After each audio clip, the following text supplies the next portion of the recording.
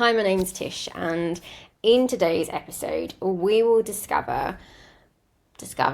we will discuss how your hormones, or should I say, how your hormones prepare you for sex.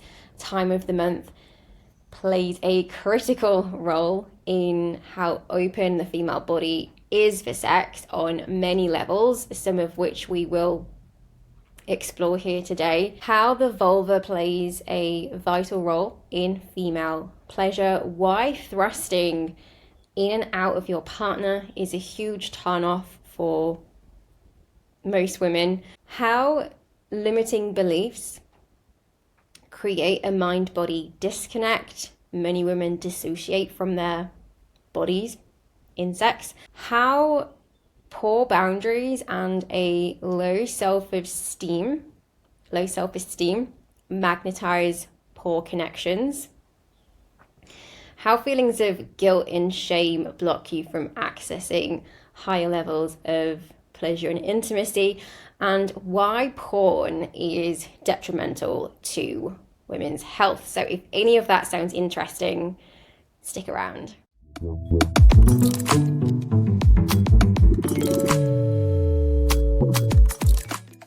The more that you can yield, the more pleasure you receive.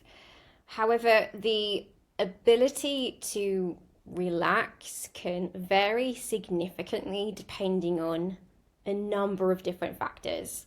You need to know how your body works, how it yields, and what it needs to yield.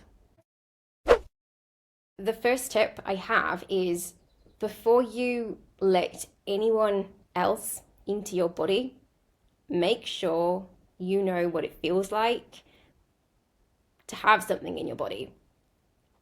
More importantly, what it takes for you to relax enough to receive. Giving someone else this responsibility, especially if they don't own a vagina, is the equivalent of giving someone access to new information with no manual and expecting them to know where everything is and how everything works. Hence, you need to give yourself the opportunity to really learn how your body works so that you can set yourself up for a positive shared experience. You're highly mistaken if you believe that as a female, you can take on a submissive role and aren't required to perform. In fact, this is why a lot of women feel disappointed. This is why they feel unfulfilled in their sex lives, in their relationships. The submissiveness is perhaps a generational thing, which you may have witnessed as growing up. Your body needs to know how to yield to receive without pain, without resistance. And that goes much deeper than physiology alone. Boundaries are quintessential for maintaining pleasure. The experience, shared experience, requires a level of engagement where you are able to express those boundaries freely. Hence, spending time to find out what your body likes versus what it dislikes is paramount for being able to express your needs. Many of us carry limiting beliefs about how much pleasure we actually feel entitled to, especially as women. Some women don't even like touching themselves because feelings of shame and guilt would arise. But the truth is, women orgasm more frequently during solo sex, during masturbation, and have more intense orgasms compared to a shared experience with another. So my first tip is to develop a healthy relationship with your body, with your sexuality. Find out what turns it on and what turns it off. If you have liberal views surrounding gender, queer sex can be an option. You don't get the same power struggles as you do between heterosexuals, and therefore it can offer a little bit more comfort. It allows you to learn more about your body, have a shared experience, develop healthy boundaries. Again, boundaries are essential. And if you didn't witness those positive experiences in childhood, if you didn't learn those skills in childhood, I would not put yourself in compromising situations. Watch my recent video on why people pleasers don't orgasm. So explore how your body works, have a shared experience with someone that you feel safe around. Tip number 2, get to know your vulva. Your vulva has more nerve endings than the vagina itself, meaning that women are more likely to orgasm from their vulva. If you don't know what a vulva is, it's everything that you see externally on the outside, all the tissues, including the clitoris that surround the vagina, so all the crevices, all the flaps, all the bulges. The vulva is not well understood because, well, porn is only concerned with male pleasure and penetration. The vagina needs time to dilate, and this is the job of the vulva. So explore and stimulate different regions of the vulva. See how your body responds. It has many mechanisms that make sex possible and, more importantly, enjoyable. Stimulating the vulva increases lubricant, increases moisture. Lubrication can also significantly decrease if you are not stimulating it correctly or enough.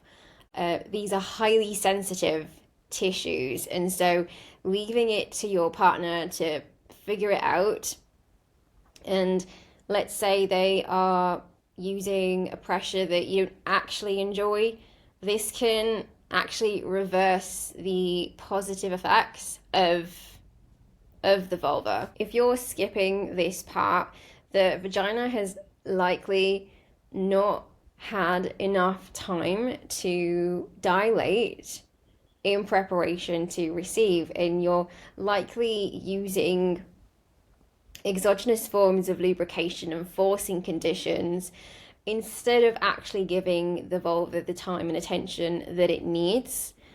This is going to relax the vagina. If you're going straight to penetration, this is breaking and entering. This is damaging. This is creating trauma to those tissues. You need the entire vulva to be fully engorged with blood, which prepares the vagina to receive. So it dilates as you stimulate the vulva. Porn doesn't prepare women for penetration. Porn focuses on preparing men. And let's not forget, this platform was made by men with poor boundaries, who then attracted women with poor boundaries. Force is not consented. Men have learned this behavior because porn has normalized it, and the women within this industry have enabled it. Stimulating the vulva not only increases moisture, as we have been speaking about, it also increases and I've mentioned this about dilation, but it increases the contractile properties of the vagina. You should not be using any force when it comes to penetration. You will damage the functionality of these tissues. If you are forcing conditions, then you will experience pain. If the vulva is stimulated correctly, it will begin to swell and engorge with blood. This creates space within the vagina for penetration. The vagina has once it's switched on correctly, it has a swallowing action. If you think of a reptile snake feeding on its prey, the body of the snake yields, it expands, and you can see the prey moving further down the body of the snake. The vagina is very similar in this way. It has this stretch mechanism, but you need to switch that on first. Thrusting in and out of your partner is actually a huge turn-off for a lot of women. Women only like this in small doses, in conjunction with a few of the techniques that I can share. A recent study found that over 80% of women prefer these techniques. I will be posting a video on this soon, so watch out for that, but I can summarize some of that here. The first technique is to do with depth and maintaining contact with the vulva during penetration. So this is not about thrusting in and out of the vagina, but staying all the way inside and maintaining contact with the vulva the entire time. You may need to lean forward to do that, depending on the position that you are in. If your partner is thrusting in and out, they are likely missing all of those highly excitable nerve endings that actually switch everything on and keep things going. So, for example, if we take this technique and if the woman is on top, then she isn't raising her hips up and down. She remains on her partner. So she's not raising her hips up and down, she's remaining on her partner, and she's rocking backwards and forwards, and there's a pulling action. These aren't big movements. The key thing here is that the base of the penis maintains contact with the vulva in the clitoris the entire time. I mentioned that the vulva increases lubrication and tissue elasticity. It controls how open and closed the vagina is. So it's a good idea to keep those tissues involved throughout penetration. If they are neglected, this is when women tend to dry up and those tissues become less elastic and less resilient. So don't neglect the vulva. The second technique is to do with hip position. The angle of women's hips make a big difference in where the penis rubs on the inside of the vagina. You may also find that you can create more space by changing the position of your hips. A higher percentage of women prefer hip extension, so chest open, arch in the lower back. It's an open position. It feels very open. And if you're considering the significance of maintaining contact with the vulva, then perhaps being in this position allows that. But like I mentioned, it might also just create more space internally. And if you contrast that with if your hips are in a more of a flexed position, So I like to think of cat and cow. So if you're in a more of a closed position, perhaps that decreases the amount of space within. It's also important to just keep in mind that joint laxity in women changes significantly in a month throughout a menstrual cycle. So what might have worked a few days ago or last time may not be right for you this time. So be open to experimenting and tuning in and tuning into your body. The third technique is to do with depth again, but in contrast to the first technique where the penis is fully inserted, this technique is a form of shallow penetration, so just inside of the entrance to the vagina. There are, like I mentioned, more nerve endings on the vulva, on the opening to the vagina, than the actual vagina itself. Gently circling with your penis at the entrance to the vagina turns on the vagina's stretch reflex. It's a really good way to preparing the vagina for full penetration, but they're not just limiting it to pre-penetration, but then integrating it back into sex, because like I've mentioned, those are where, or that is where, the most excitable tissues, nerve endings, exist. The reason sex is painful is because you haven't given the vagina enough time to dilate. If you've never experienced what that feels like, then, well, you don't know what you don't know. And you might automatically assume that this is just how it is. Which is why tip number 1 is really important. If you're not in a position to maintain that contact with the vulva, you can just simply stimulate the vulva or the clitoris with your hand.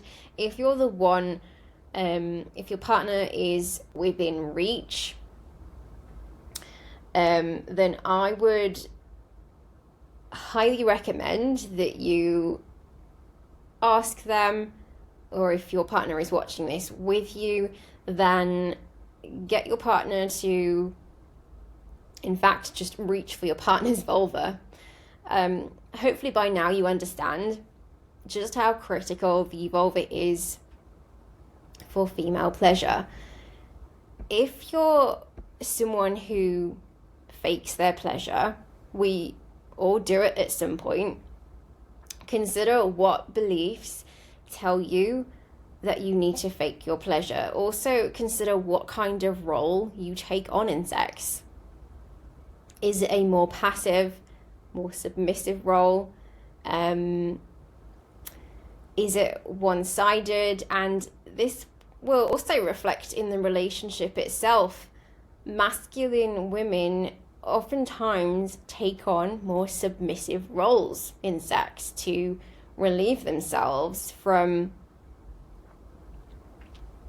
quote unquote, tolerating passive partners.